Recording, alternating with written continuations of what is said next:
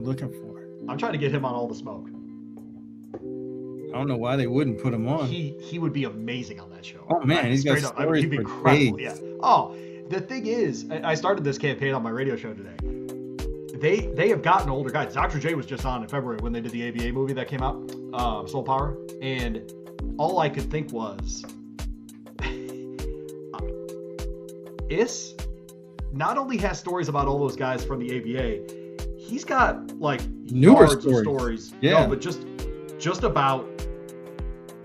I mean, just about Kareem. Like he could go for an hour and a half on Kareem.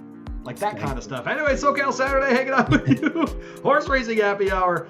By the way, our Derby draft will be this Sunday. So get in with us this Sunday. Just saw the retweet from Steve Kornacki. Doesn't get much better than that. He'll be alongside Mackenzie Pfeiffer from the Maryland Jockey Club. We'd love to get one of our Maryland folks in. We'll go visit with her in a couple of weeks there at Laurel Park as part of their festivities. Barry Spears, you bum, how are you? I am doing good. It's Friday. It's Friday before the Oaks. Yeah, that's right. Week out, baby. And I'm just ready. I'm excited. A reminder that Barry and I will be live Kentucky Derby week from the backside Monday through Wednesday, and then on the front side Thursday through Saturday. My man Barry thought he was going to come up here and have a nice time, but instead we're going to make him work. 8 hours of radio between Monday and Thursday. We'll do 4 on Friday, 3 on Saturday on Derby Day. We would love to have you. You can stream it anywhere in the world. ESPNLouisville.com. Easiest way to do it, though, I will tell you. We have a free app in the Apple Store or in the Google Play Store. Just go get the app, man. If you have a smart speaker in your house, just throw us on. I'm telling you, coverage starts at 7 o'clock Eastern time every weekday, Monday through Thursday. Tons of coverage from there on the backside of Churchill Downs. I really don't. And if you're looking for bloodhorse.com, we've got the full press release there. Barry, I don't think anyone in the country spends as much time on radio covering horse racing in a singular event like ESPN Louisville does. And so it's awesome. You'll hear from every trainer in the race. You'll hear from every ownership group in the race. We will take care of you those 5 hours from 7 to noon, Monday through Thursday there at ESPNLouisville.com. Barry, get you up here for your first Derby.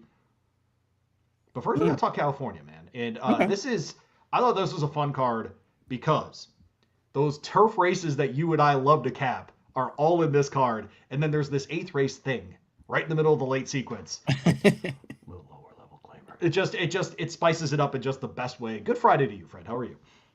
Great, man. I'm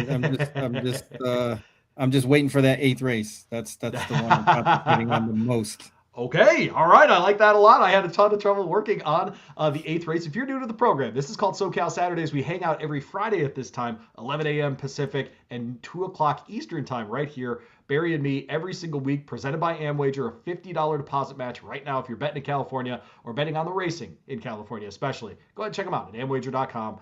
Get that sign-up bonus.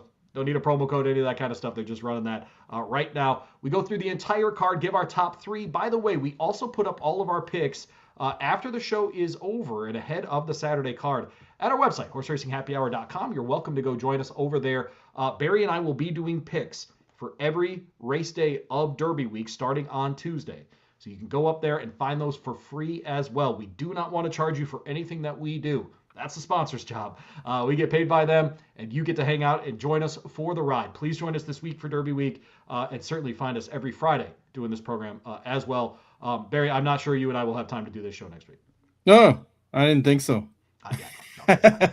So enjoy this one. We'll see you in 2 weeks on the California side of things, but do appreciate our friends at Amwager for hanging out with us on the program. Race 1, Barry, as God intended it, a mile on the turf there at Santa Anita Park on Saturday, an optional claimer here, $50,000 level. They're running for 35 in this one. This is on for 3-year-olds and up in this spot. And Barry, I've noticed this trend, and this is something because we do this show, and I'm always watching the card in Kentucky, whatever that might be, watching that New York card, the Florida cards, whatever it might be.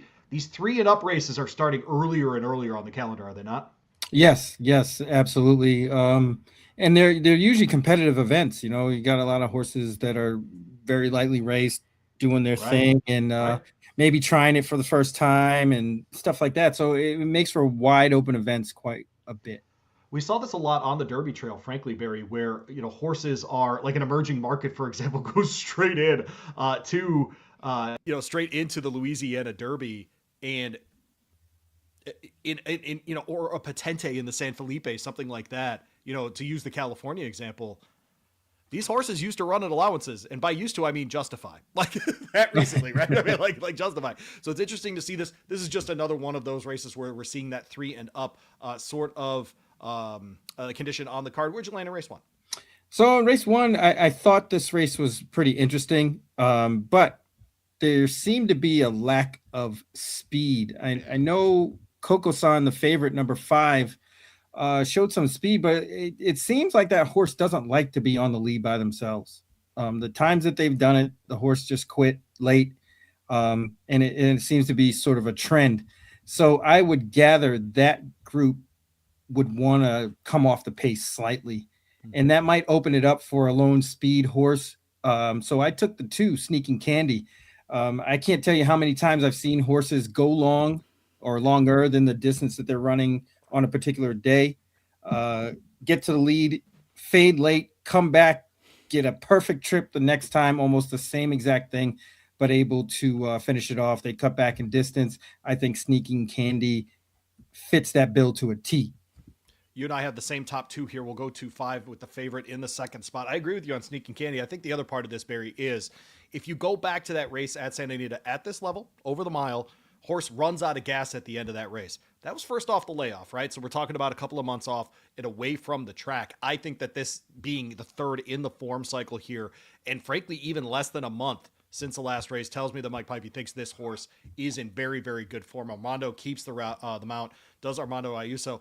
And like you said, ain't a bunch of speed in here. So this one's probably going to get a lead and probably be able to get similar fractions to what it's had the last couple of races, 23 and change, 47 and change, maybe even 48 flat, that kind of thing. So be watching for Sneaking Candy to try to get up on front, a daughter of Into Mischief. I agree with you on Coco San in the second spot. You went to a different spot here, though, in the third spot with Rostovsky. A little chalky for you to start the card here.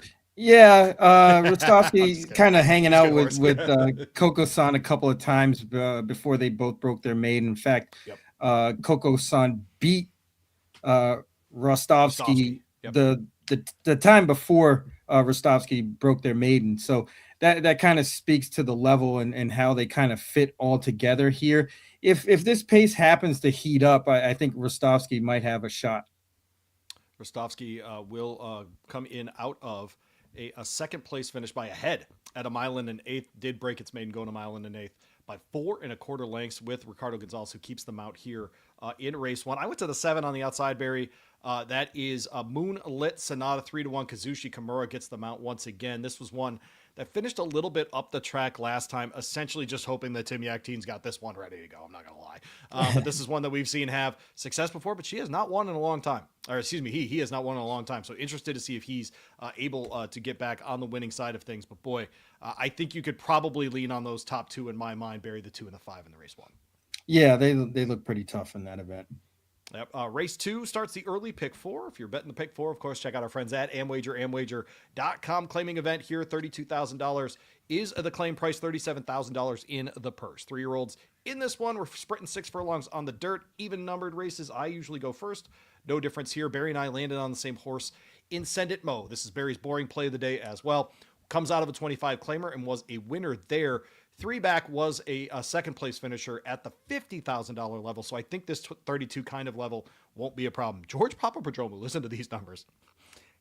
First claim, 36%. Second off this kind of layoff, 22%. And in claiming races in general, wins at 22%. Those all sound very good to me, Barry. You also landed on the 1, I imagine, for many of the reasons that I did. Absolutely. It's clear that the trainer definitely knows what he's looking for when he takes claims, because he doesn't do it a whole hell of a lot. You're either. Right about that, actually. Yeah.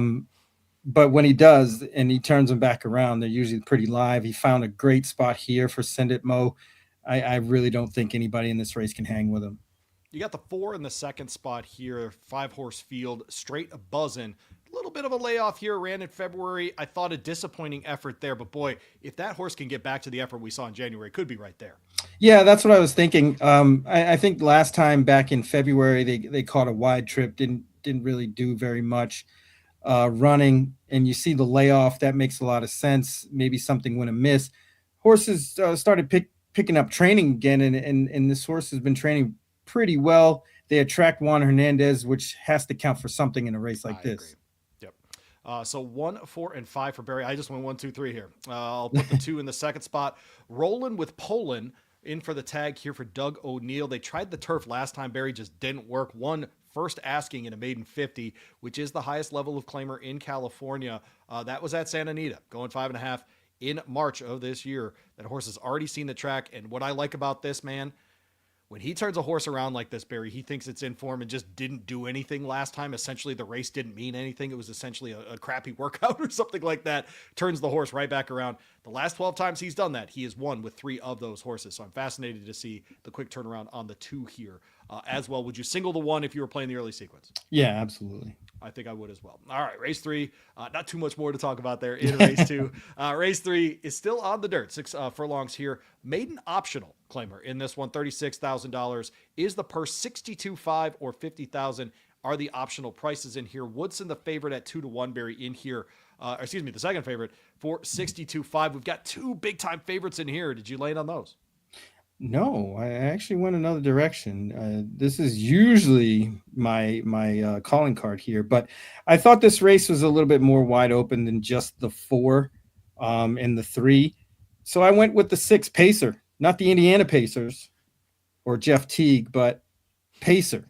John Sadler, he does pretty well with first time starters in general, and this is a kind of peculiar spot. But not by the way, not pretty well. He just does well with first timers. 20% is an insane number. It's great. Yeah, that's a pretty good number. But this horse, out of all the horses in this race, has been working steadily.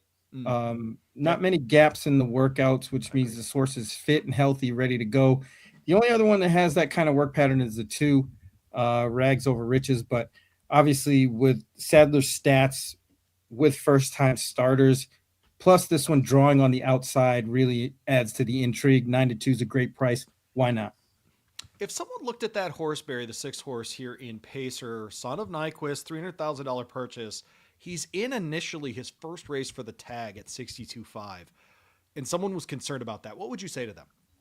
I would say poo-poo with all that noise, because there's not really many spots for horses like this. And it seems like this horse must have had a setback for them to be starting this horse, April of their 3-year-old season. Right. So it's not necessarily a detriment that the horse is in this race. I think it just came up this way. Yeah. And 62.5 kind of makes sense. Yeah, you're unlikely to get a buyer at that number, frankly, as well. I mean, it's just the reality of it in this case. I landed on the 4 on top here, Barry. You had him second here. But this is me loving second-time starters, and Tim Yaktine with a second-time starter, which he wins at 24%. Kazushi Kimura rides here. 2 of them are off to a spectacular start in this meeting.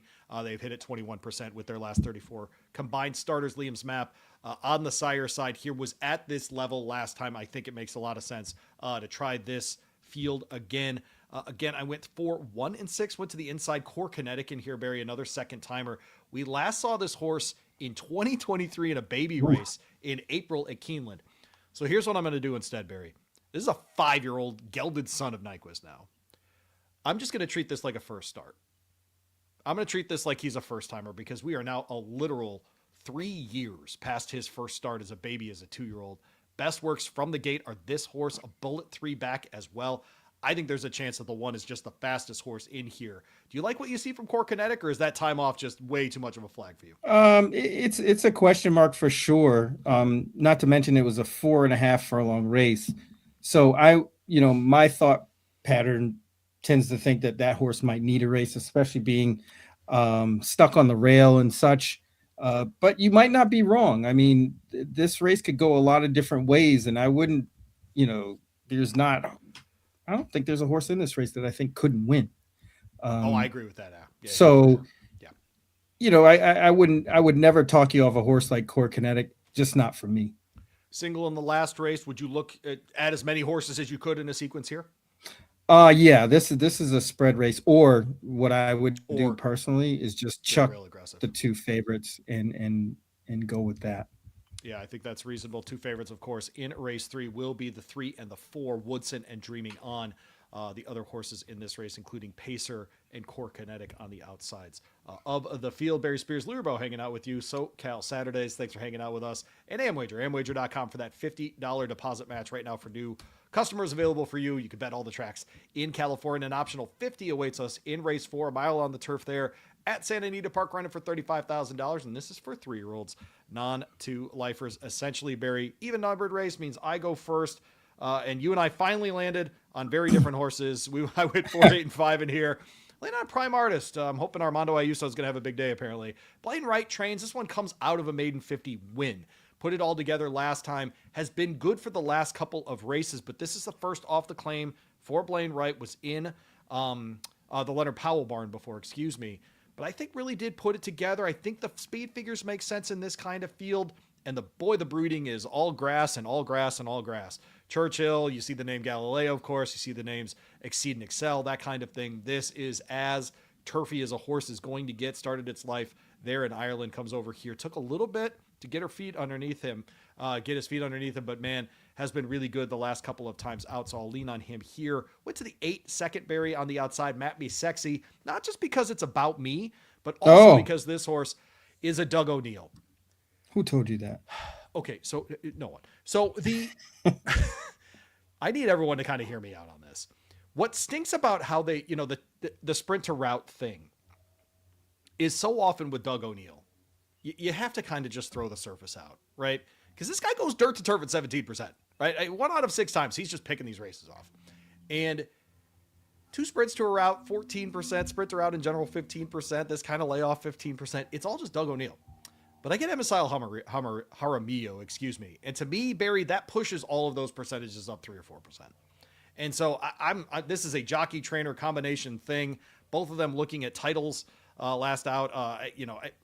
By the way, Jaramillo just showing up and winning the title at Santa Anita Park. Is that like the most underrated story of this year? Yeah, nobody's talking about it. Talking about I always thought he was a good rider because I saw a lot of him down here in Florida. Right. Yeah. He's good at getting horses in position. And in fact, his style actually works better at Santa Anita than it does at Gulfstream, even though they are slightly speed favoring courses. But the way he rides really is conducive to quote unquote California speed. And obviously he's excelling with it on turf and dirt. I mean, he wasn't winning a whole lot of turf races down here, but he sure knows pace and sure knows how to get horses in position. And I think that goes a long way out there in California. I went to the 5 next. And I think this is as much me just not liking the turf horses in this race as anything else. This is another dirt horse flipping over, 3-year-old son of Grayson. But we've seen these Graysons just stay, and they're totally fine on the grass, especially the Calbreds. This happens to be a Kentucky bred here. But this is one we last saw at Del Mar. This is back in July of last year. Peter Miller, though, off the layoff like this. Huge number, 23%. I'm fascinated by this one. I love the 15-1 number on this. And it's Ricky Gonzalez. So what's he going to do? He's going to go to the front and say, come get me. Right? And sometimes I just works in the mile races at Santa Anita. I'll go 4, 8, and 5 here, Barry.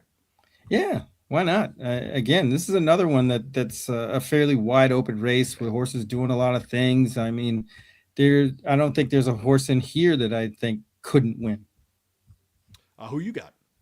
Who I got? I got the 3. I went to the 3, Gallatin, with the idea that this race has no speed in it. No speed. Well, not no speed, but I think the 2 horses I have second and third are speed in this race, and I think they will go. But I think a horse like Gallatin, if you wanted to make the case for Gallatin, you would just say this horse is going to be faster on the front. I think that is exactly what I'm gonna say. Is I think Gallatin's just faster than the 7 and the 8 and the 6. So I think they're going right to the front. Kazushi Kimura is very aggressive in that way. Really got nailed late last time. So it was a really close call between the 3 and the 4 here. But I ultimately went to the 3 because I think they're going to have a pace advantage and take advantage of it with Kimura, and Peter Miller does really good first off the claim as well. 3, 7, and 8 for you. Gallatin there. Savage Warden, which is a spectacular.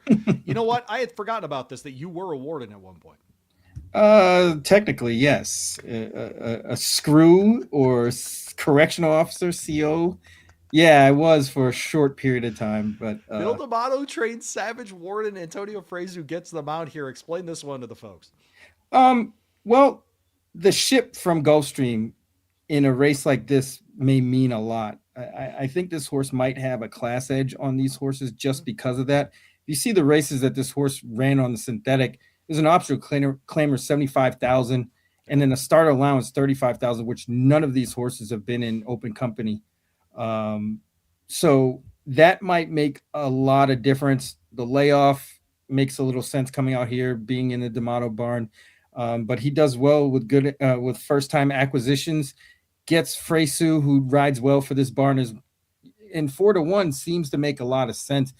Uh, it's just the fact they have to get in the race earlier than they have been, which I think they could, just based off class alone. But I still think they might be second best to Gallatin. 3, 7, and 8 for Barry here.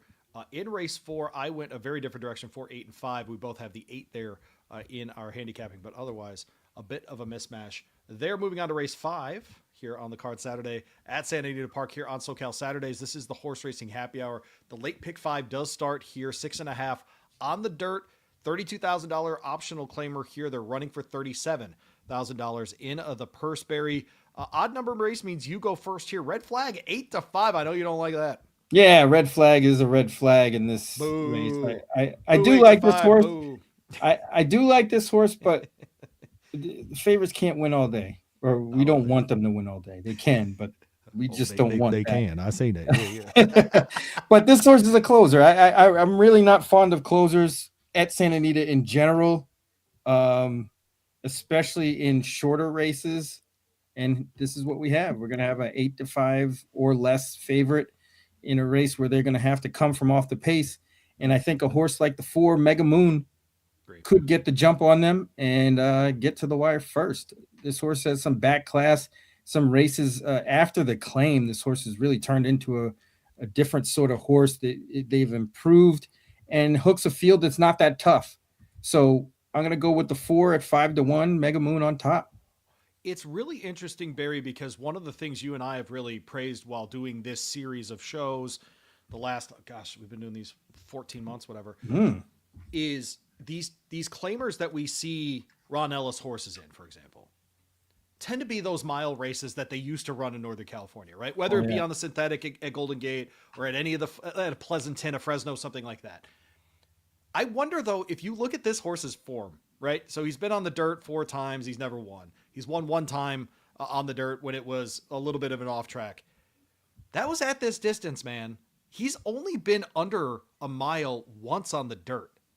And I think sometimes the condition book for horses that are at this level forces them to go the 2 turns, forces them to run a mile. I'm with you on the 4 here. I think getting back to this distance makes much more sense for him. Only having to make 1 run, really only having to have 1, maybe 2 speeds, but not having the gate speed, then the cruising speed, then the closing speed, and having to do those things that you have to do over 2 turns. I think a horse like Mega Moon can really benefit, even in a step up in class, potentially from a race like this. Yeah, I'm with you. The cutback makes a lot of sense. Yes. They fit in this group. Their races in that start allowance 25 were pretty good. Just got beat. Navajo Warrior beat this horse twice. Once on the square. Trusty Rusty, I think, came back east and won at Keeneland. So those weren't the worst start allowance conditions you've ever seen. You've got the 8 in your 3rd spot, Shady Tiger. We've never called you that before. Crappy outing last time, but that was down the hill on the turf. We get back to the dirt here where this horse is 2 for 4 in the kind of conditions we're going to have on Saturday. Yeah, because I don't take pills and then drive. So there's that. But I thought this horse has some races to go back to. Back in 2024. Damn it, Billy. Back in 2024, this horse went on a 4-race win streak, including 2 wins in state-bred stake company. I think John Lindo watches this show. How dare you say that? I like Tiger. That's my guy, man. He's Florida. Jupiter is not that far. Jay Prittman watches this show. How dare you? But shout out to Nick Newby. I'm so sorry. I'm gonna let Tiger use my Uber account. The Somebody needs to. Oh man! When he All gets right, back 4-2. from Europe, he can come and hang out. 4-2-8 for Barry. I went 6-4-2 in this spot. I just wanted to talk about, hey brother, this is another one of those, Barry, that I think I don't care about the step up in class here. Librado Borosio trains. This horse comes back. He is 25% off of this kind of layoff. Horse gets to Santa Anita after spending the last couple of months on much of 2025 on the East Coast in the David Jacobson barn and then in the Catalano barn. Gets back to the West Coast. Librado Borosio goes ahead and claims this one for 10 last time. Goes ahead, moves him into this race at this level. Doesn't have to be in for the tag because of the conditions. 103-3 over 5.5, Barry, wins this race. It just does. So this horse shows up like that again. I'll take it again. I did not think of that buyer or that race as being out of line with what this horse has done before. He's 2 for 5 at this place. He's been in the trifecta, 7 of his 10 runs on dirt in these conditions. If you add wet dirt, frankly, he's in the trifecta 8 of 11 times. And so the numbers only get better. I know he's been at a lower level, but at Delaware, he won at the $39,000 allowance level. So I don't know. I think Hey Brother absolutely has a shot in here. So 6-4-2 for me to start the pick 5 there, late pick 5 at Santa Anita Park on Saturday. SoCal Saturdays on the Horse Racing Happy Hour. Appreciate all of you hanging out. Barry and I, again, out there for Derby Week next week. We'll put the schedule up on the screen before the show is over. But horseracinghhappyhour.com for all of our picks, all of next week, and certainly for today as well. Race 6 on the card at Santa Anita Park tomorrow. Going down the hill, allegedly, Barry. Allegedly. I know. They don't do that. That's a myth to me. I've never seen it. 6.5 down the hill. It's an allowance here. 3 years old and up. Never won 21,000, blah, blah, blah. So non-2 lifers. Essentially, Barry, even number race means Louis goes first. I landed on an odd horse, though, in the 5 in Bro. Wait a minute. I just caught onto that. I went from brother to Bro. That's very unintentional. That's a hell of a double. That's almost like the Potente El Potente double we went with when we were out there. I think we almost got that, by the way. I think I have to play this now. I think that just happened. Bro. Because if you don't, yeah, no, it's gonna hit. Yeah, for sure. He will break next to Lonesome Stu, who will be the 8-5 favorite in here, who hasn't raced in over a year. I get a horse that won last out in State Bred Company, but put up an 82 buyer, 108-2 on the turf for this one last time. Is going to go down the hill now, Barry. This is one that was very close to back going down the hill at exactly this company. I'm sure you remember that race. It was on Valentine's Day of all things. 5 horses right at the finish line together. It was actually a very cool race. I think can get back to that kind of form. This horse has won it a mile before as well. Son of Nyquist, I think the distance, all the things going down the hill, not an issue at all. Then I went to Lonesome Stew. Yes, a lot of time off, but this is a horse that last time we saw it in State Bred Stakes Company down the hill, won that race as well. Love a horse that's been able to get it done down the hill before. Then I went to the 3 horse. And of course, that is on the whim. Dean Peterson trains, I think, just the fastest horse in this field, Barry. And so once in a while, the fastest horse just gets there. Was in that race with Lonesome Stew, part of the blanket finish at the end there as well. Tried the Sensational last time as well. Just missed in second place. This is a major step down from that kind of company as well. So I'll go with those 3 in this one, Barry. 5, 6, and 3. Where'd you land going down the hill? Well, I hope your horse is the fastest horse in the race, because my horse, the horse I picked on top, is going to clock that one to a T. I went with the 7, September 64. Now, hear me out. This horse Barry ran. Was born in September of 64. Yeah, right.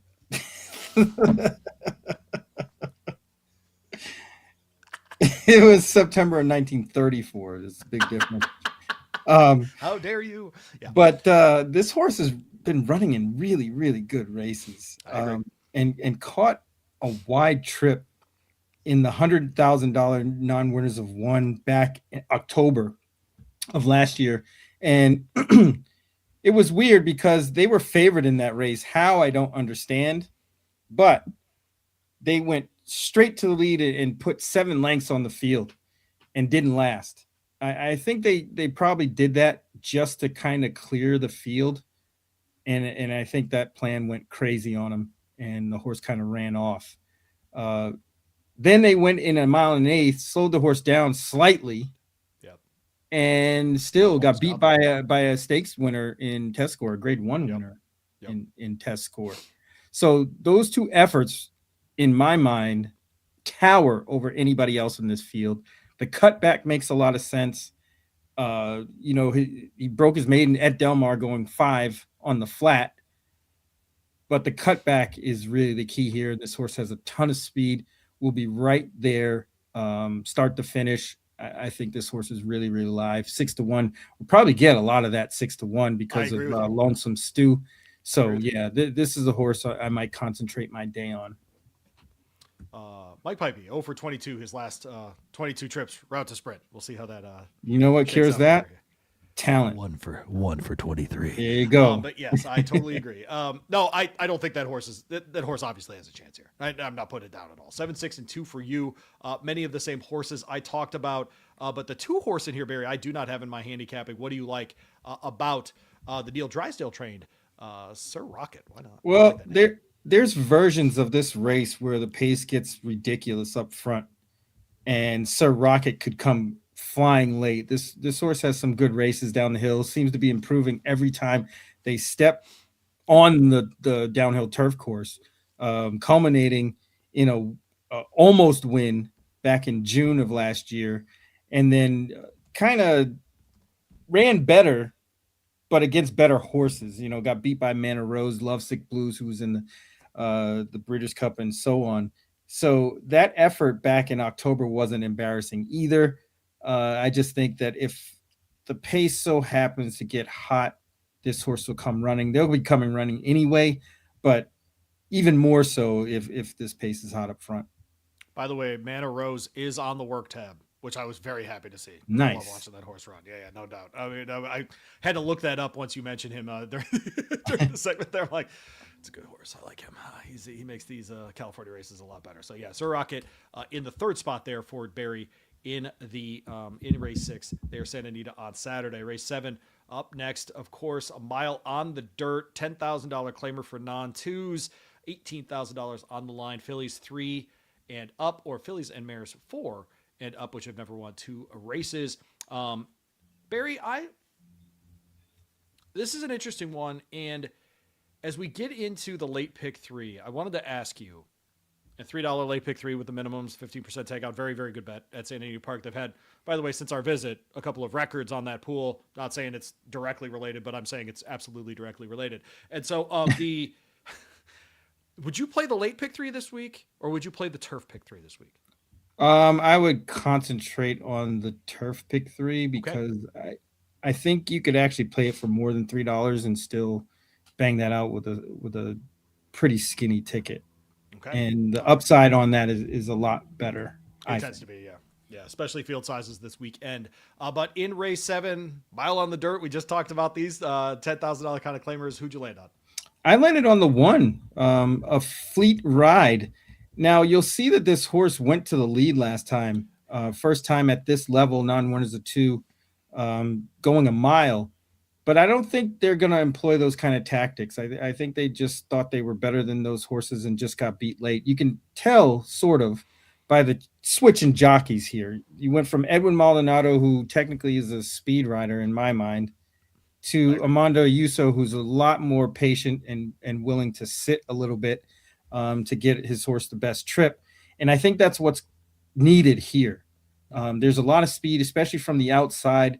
This horse is probably going to get shuffled back anyway. So it makes a lot of sense to have a patient rider who could find a spot, settle, and then swing this horse out to run him down. And I think this horse can do it. Second time at the level is really key here for that. You can see the improvement once they basically plummeted to this level. And I think that will continue, get this horse in the winner's circle. 6-1 seems like a fair price. 1-3-4 for Barry. I went 4-3-7. So similar handicapping, at least in the middle. McKenna Rita is my my top horse here, the 4-horse Barry. Just one at the 20 level on the maiden side of things. Will step into open, against winners, at least in this case. Kazushi Kimura keeps the mount. I thought the last race, just finally broke through. I'm not sure that this horse will win again. Took 13 tries to break the maiden, many of them at the distance as well. Maybe she put it all together last time. And that stat for George Papapadromou, 19% going back-to-back with winners, I think makes a lot of sense in here. Again, his claiming number at 22%, as well spots his horses as well as anyone out west in claiming spots. Craig DeLoss trains Union Heiress here. Victor Espinosa gets the mount, and this one was one that was fourth place last time, but almost got there under Victor 2 back at a very, very similar level. And so I think getting to the into Craig's barn gets Victor back, throwing the blinkers on, try to keep her closer like she was in February. I think if they get that trip again, she can absolutely be part of the scenario here. So 4, 3, and 7 for me. Anything to add on the 3-horse there in Union Heiress? Yeah, I think the blinkers on makes a lot of sense here. I agree. And getting Victor back because he's going to be much more patient and get that similar ride that they got on February 13th.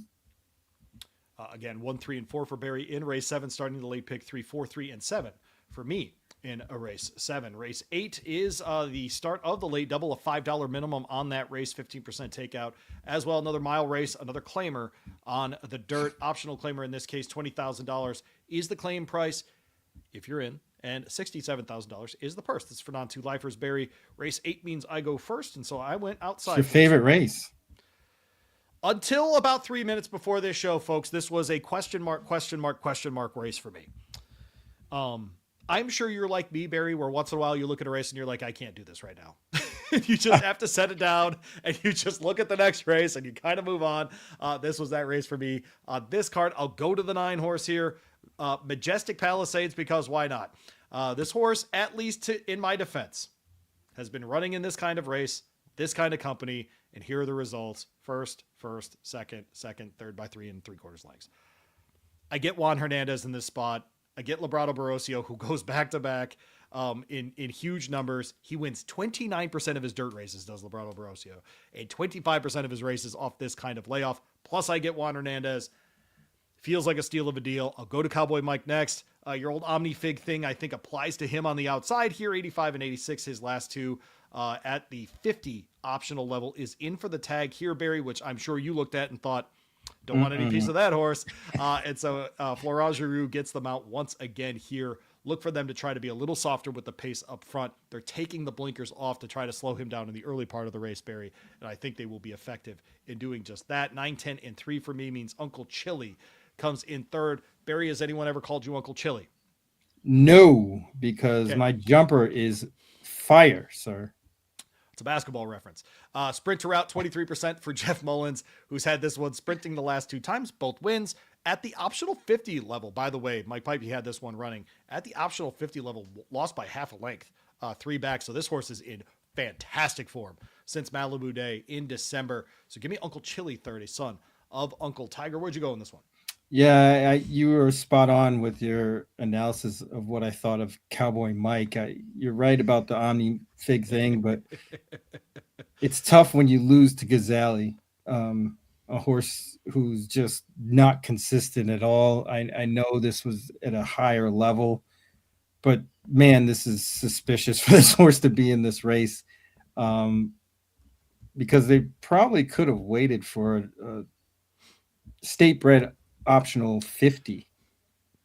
And if the horse is as sharp as what they look like on paper, I would think that they would fit there. Plus they're tinkering with the horse, taking the blinkers off. A lot of that doesn't make sense to me. So I'm totally, if we were on Shark Tank, I'm out.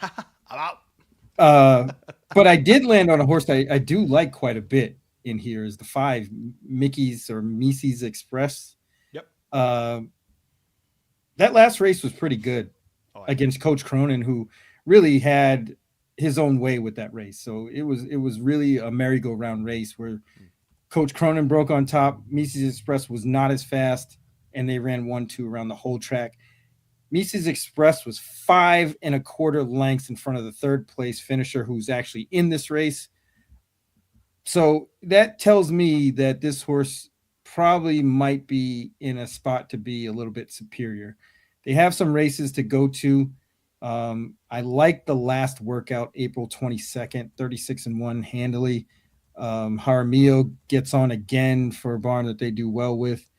All the signs point for this horse just to get better and win this race, and I'm on board at that price of 6-1. I think that's the sweet spot.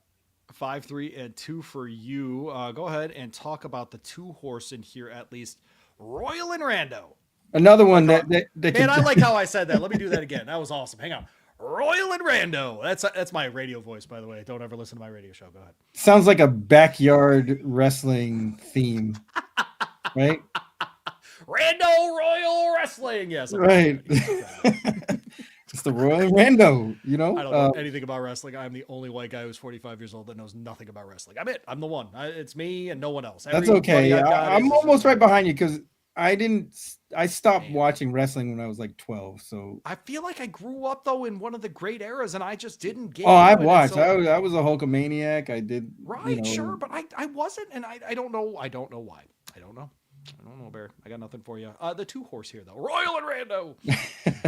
Yeah, it's another one of those cases where I think this horse could just pick up pieces and get in the picture. They really haven't run too poorly. Just their running style isn't really conducive to winning a lot of races. I thought this horse was really good in the Bertrando at Los Al. I thought really good. It just I mean, considering they were up against it, I mean, Knight was in that race. You're not winning that race. No way. I thought that horse ran really well actually. Yeah, and they were wide and didn't get a great trip, and they still ran on pretty good. Yeah. They fit in this company a lot better. They just need a setup, and I think they might get a little bit of a setup here for them to get in the picture at a big price. We don't usually have to wait until the closer on the card, and this is SoCal Saturdays on the Horse Racing Happy Hour. I'm Louis Rabo. He's Barry Spears. Appreciate all of you hanging out with us. We're here every week at this time, 2 o'clock Eastern, 11 o'clock Pacific, looking at the entire card in Southern California. This time of year, of course, at Santa Anita Park. The closer is the Grade 3 Royal Heroine, Barry, and it's a mile on the turf here. And this is a fascinating one to me, Barry, 4 and up on the filly and mare side. Because I think you have a couple of decisions to make in here. Grand Slam Smile comes in. This is the Calbred that's been picking off the Irish O'Brien and picking off, sprints on the turf and picking off, the Solana Beach and that kind of stuff. And then you've got a horse coming off a big layoff like Mayday Ready, who's been running against much better horses, does have a Grade 2 win, but boy, we haven't seen that one since Keeneland in October.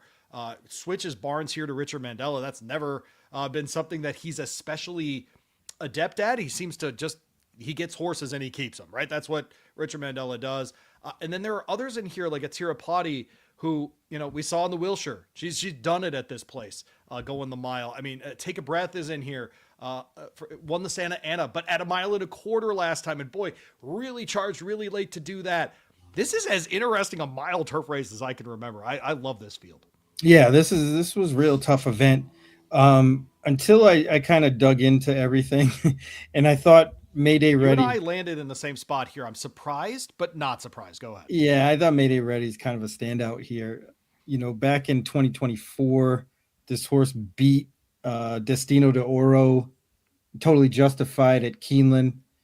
Then came out of that race into the juvenile fillies turf, ran second to Lake Victoria and beat Nitrogen that day.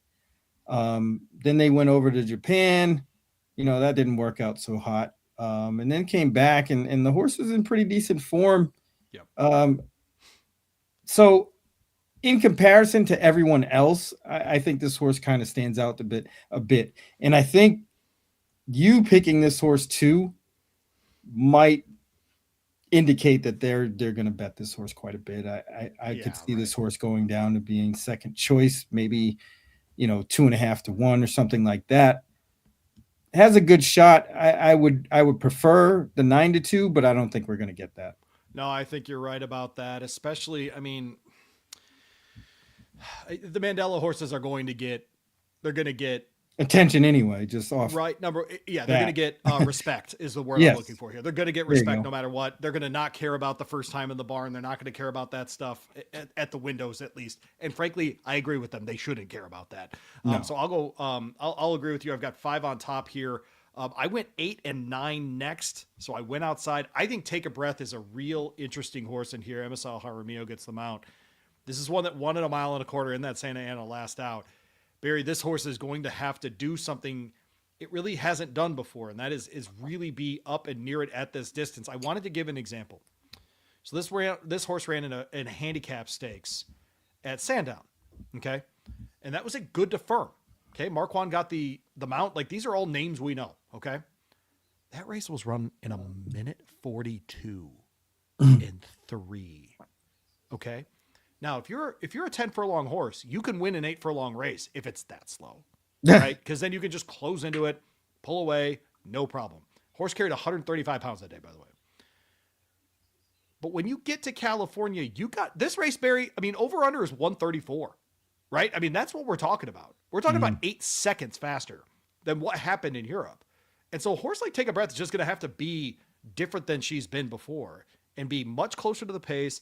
Jaramillo is going to have her ready for that stretch because she's just not going to get the time to rev her engine like she has in the Santa Ana or in a 1.125 race before that, or in the American Oaks at Del Mar, which was also a 10 furlongs.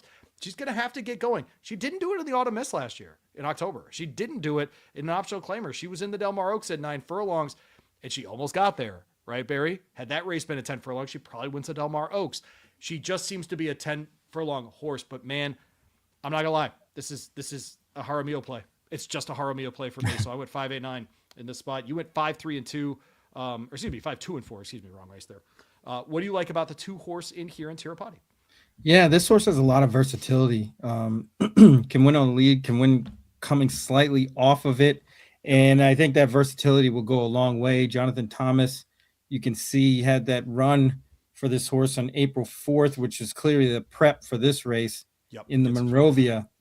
I don't think they had any intention of winning that race that day. I think it was just to basically get a run in before this race. This horse is much better at a mile.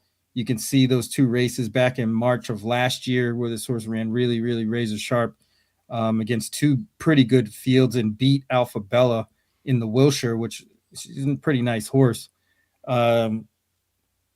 I think they're set up to win this. The workout pattern makes a lot of sense. That last workout was pretty good on April 18th. All signs point to this horse being really, really sharp on Saturday.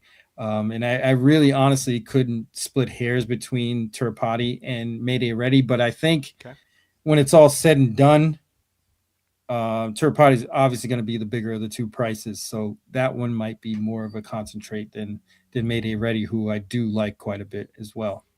Phil D'Amato's got Ripasare, I guess would be her name, Vino Rosso. I'm assuming it's an Italian word that I don't know, which is actually a little surprising. Wow, I know. Yeah. What? One going a mile under Flavian Pratt at Churchill Downs, breaking her maiden. That was back in November of 2024. Since then, largely running on the synthetic, leaves the Brendan Walsh barn, comes over to Phil D'Amato's barn. What do you like about her in this spot? I think the idea that this horse improved since their last run on the turf. So you see to start the career, this horse ran 2 pretty good races on the turf, one at 6.5 at Kentucky Downs. Then a little over a couple months later, won a race with Flavian Pratt at Churchill at 2-1. Then they got onto the synthetic train for the winter. This winter, namely, because they almost had a year layoff from December 26, 2024 to December 4th. Came back running, which is encouraging at 6.5. Then they go the mile, didn't get a great trip, got kind of wiped out early in that one, and then bounced back. So I think this horse has improved, and getting back to the turf makes a lot of sense. The distance makes a lot of sense as well. This horse is going to be flying under the radar, but I think they have a better than average chance to make some noise in this race.